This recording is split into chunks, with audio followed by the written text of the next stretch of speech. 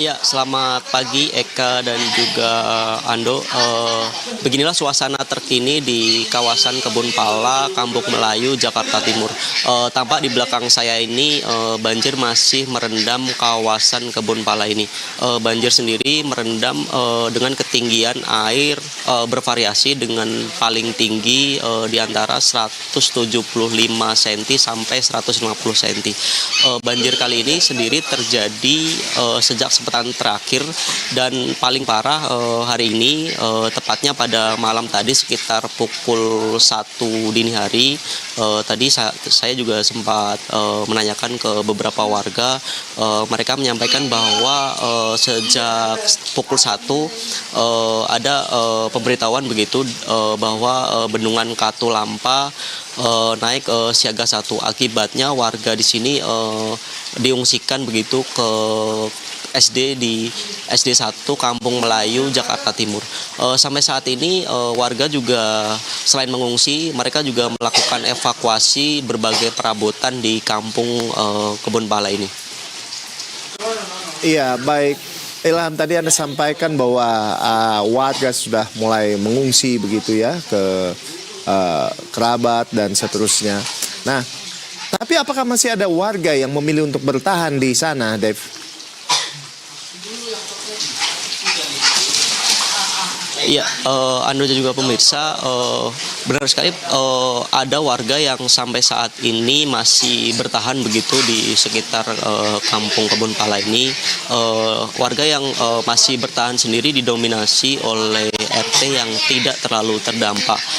Sementara untuk warga yang terdampak sendiri berada di 4 RT, diantaranya RT 9, 10, 11, dan 14.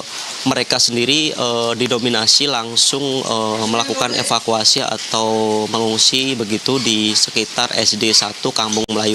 Sementara di RT-RT lain yang berada di Kelurahan Kebun Pala ini memilih bertahan untuk menunggu air ini surut dan menunggu bendungan Katulampa turun begitu.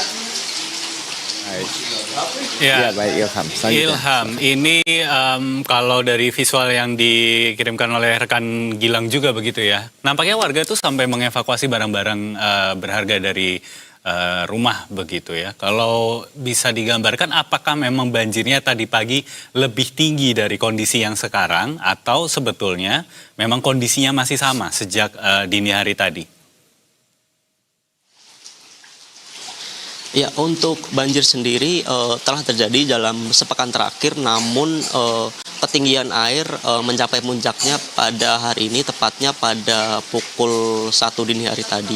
Akibatnya warga yang berada di 4 RT di Kelurahan Kebun Pala ini memilih mengungsi dan mengevakuasi perabotan.